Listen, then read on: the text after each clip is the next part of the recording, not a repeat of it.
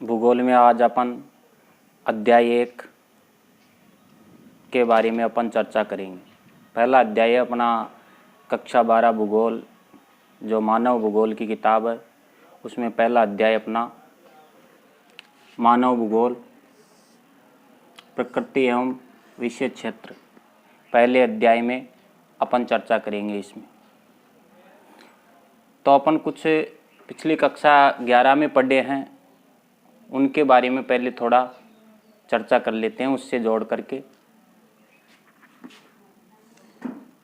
जो जियोग्राफी शब्द है, ग्रीक भाषा के दो शब्द जियो और ग्राफोज शब्द से मिलकर बना हुआ है। जियो का अर्थ होता है पृथ्वी और ग्राफोज का अर्थ है वर्णन। तो अपन कह सकते हैं दोनों को मिलाकर कि पृथ्वी का अध्ययन करना। पिछली किताब थी अपनी जो आरबीएससी की पुरानी, उसमें पढ़ा था कि भूगोल के जनक हिक्केटियस। एनसीईआरटी में बात करें अपन तो इसका जो जनक है इरेटोस्थेनीज को माना गया है। ज्योग्राफी शब्द सर्वप्रथम दिया था इरेटोस्थेनीज ने, शब्द दिया सर्वप्रथम इरेटोस्थेनीज ने 276 से 194 ईसा पूर्व।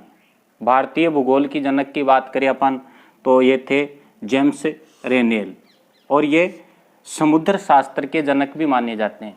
समुद्र शास्त्र के बारे में बंगाल के मानचित्र का भी इन्होंने वर्णन किया था, नदियों का भी इन्होंने वर्णन किया था जेम्स रेनेल ने।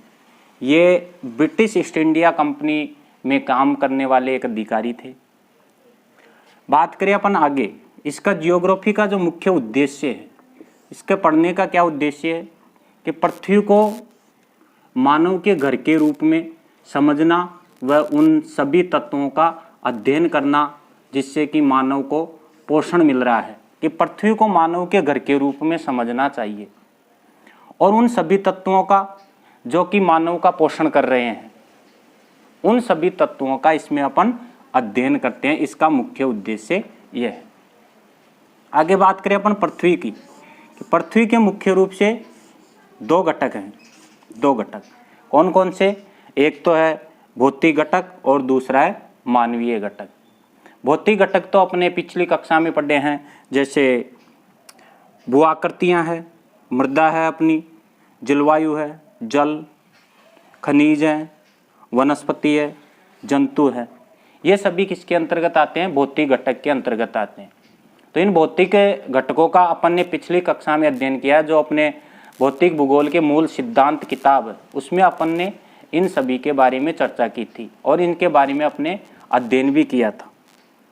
दूसरी अपनी मानवीय घटक। मानवीय घटक के अंतर्गत आता है इनसे बनने वाली जो चीजें, भाई इनसे मानव क्या निर्मित कर रहा है, इनसे मिलाकर के, जैसे घर का निर्माण करता है, दूसरा गांवों का निर्माण, सड़क का निर्माण है, नगरों का, रेल, हवाई जहाज बनाने का कार्य, खेतों का, बंदरगाह का निर्माण, नहर बनाने का काम, बांध बनाने का काम इसके अंतर्गत किया जाता है। लेकिन जो भौतिक घटक है, इनके बिना इनका निर्माण मानव नहीं कर सकता है। तो अपन बात करें भौतिक घटक, जो भौतिक घटक होते हैं पृथ्वी के, इसका अध्ययन अपन करते हैं भौतिक भूगोल के अंतर्गत, जो पिछली कक्षा में अपन ने किया था। भौतिक भूगोल मतलब प्रकृति से जुड़े हुए जो भी घटक है, इनकी अपन चर्चा इसमें करते हैं। इसके अंतर्गत भौतिक पर्यावरण का अध्ययन किया जाता है। भौतिक पर्यावरण में जैसे अपने ये भू-आकृतियाँ हैं, मृदा है, जलवायु, जल है, खनिज है, वनस्पति है, जंतु है, इन सभी के बारे में अपन अध्ययन करते हैं इसके अंतर्गत, भौतिक भूगोल के अंतर्गत।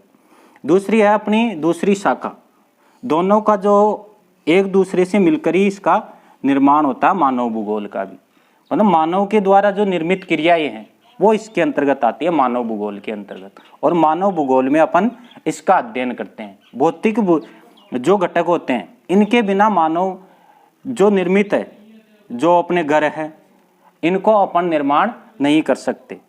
तो इसमें भौतिक पर्यावरण के साथ मानवीय गतिविधियों का भी स्थानिक अध्ययन किया जाता है। मानव भूगोल में किसका अध्ययन करते हैं अपन?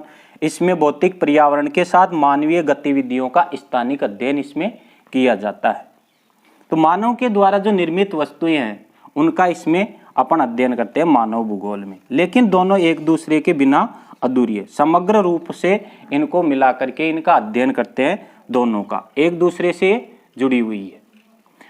दूसरी बात करें अपन मानव भूगोल को, जो पुराने समय में जो विद्वान थे वो इसको द्वैतवाद से जोड़कर देखते थे। द्वैतवाद में मतलब दो तरीके के मत थे इसके। दो तरीके के मत कैसे? जैसे भौतिक भूगोल और दूसरा मानव भूगोल, कि भूगोल का जो अध्ययन है दो विषयों के रूप में किया जाना चाहिए। कि वो कहते हैं कि भौतिक भूगोल के रूप में अलग से अध्ययन किया जाना चाहिए, जो भूगोल के जो भौतिक तत्व है उनका भौतिक भूगोल के अंतर्गत अध्ययन होना चाहिए, और जो मानव के द्वारा जो निर्मित है मानव भूगोल के अंतर्गत इनका अध्ययन होना चाहिए।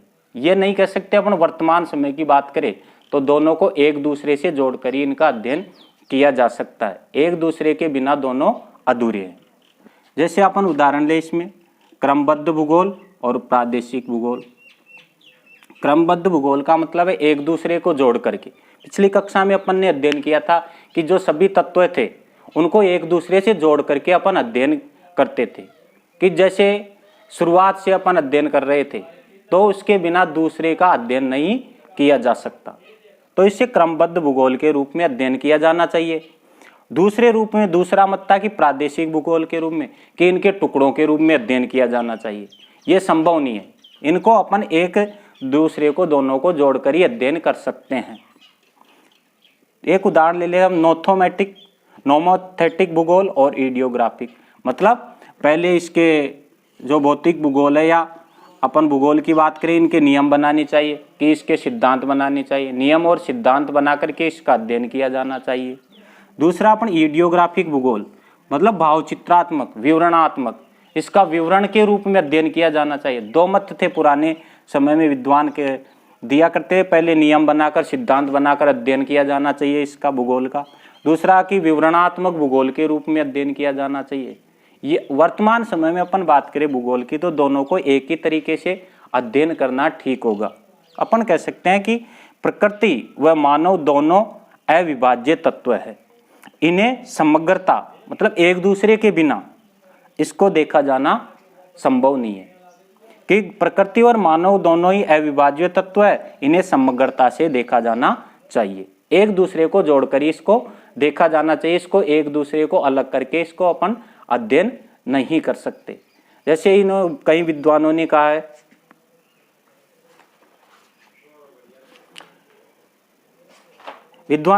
कि जो पृथ्वी का जो रूप है वो मानव का रूप माना गया, मानव के रूप में देखा गया। पृथ्वी पर जो तूफान आते, तूफान को मानव की आंख कहा गया। नदियों के मुख, जो नदियां थी उनको मुख कहा गया मानव का। दूसरा हिम नदियां थी उसको नाक कहा गया मानव की नासिका। जल डमरू मध्य को इसकी गिरवा कहा गया। मृदा को परिच्छेदिका कहा गया मानव की। और कहीं जर्मन भूगोलवेत्ताओं ने राज्य और देश का वर्णन को एक जीवित जीव के रूप में देखा। राज्यों का वर्णन था उसको एक जीवित जीव के रूप में देखा जर्मन भूगोलवेत्ताओं ने। उन्होंने कहा कि जो सड़कें हैं, रेल मार्ग है, जल मार्गों का जाल है, इनको परिसंचरण तंत्र के रूप में बताया। मानव का परिसंचरण तंत्र बताया। सड़कों का जाल है, रेल मार्गों का जाल है, नदियों का जाल है, इसको मानव के परिसंचरण तंत्र के रूप में बताया। तो अपन इससे कह सकते हैं कि एक दूसरे के बिना अधूरी है भूगोल। इसको अपन मानव भूगोल और जो भौतिक पर्यावरण है इनको जोड़कर ही अपन अध्ययन कर सकते हैं। तो अपन इनके द्वारा जो निर्मित है, मानव के द्वारा निर्मित, इनको अपन अध्ययन करेंगे मानव भूगोल के अंतर्गत। मानव भूगोल की प्रकृति, इसके बारे में अपन अध्ययन करेंगे। विद्वानों के द्वारा दी गई कुछ परिभाषाएं, उसका आगे अपन अध्ययन करेंगे।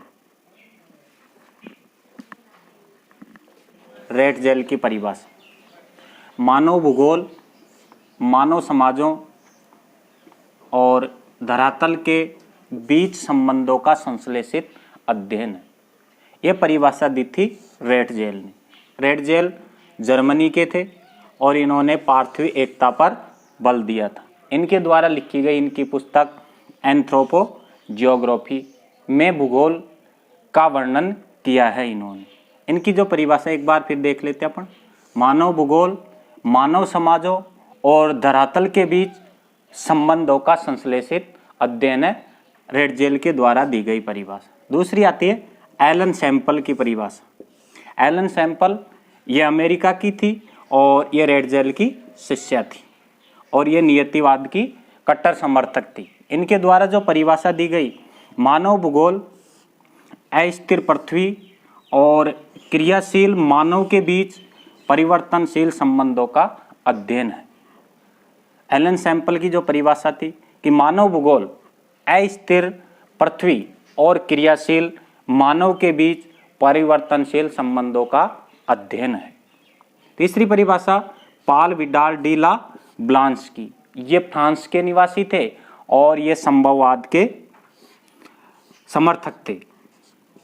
फ्रांस के निवासी थे विडाल डी ला ब्लांस और संभववाद की इन्होंने नींव रखी थी। इनकी परिभाषा कि हमारी पृथ्वी को नियंत्रित करने वाले जो भौतिक नियम है, नियंत्रित करने वाले भौतिक नियम तथा इस पर रहने वाले जीवों के मध्य संबंधों के अधिक संश्लेषित ज्ञान से उत्पन्न संकल्पना है। कि मानव भूगोल क्या है कि हमारी पृथ्वी को नियंत्रित करने वाले भौतिक नियमों और इस पर रहने वाले जीवों के मध्य संबंधों के अधिक संश्लेषित ज्ञान से उत्पन्न क्या है, एक संकल्पना है। अपन आज यहाँ तक ही पढ़ेंगे। आगे अगले वीडियो में अपन मानव भूगोल की प्रकृति एवं विषय क्षेत्र के बारे में आगे अध्ययन करेंगे। धन्यवाद।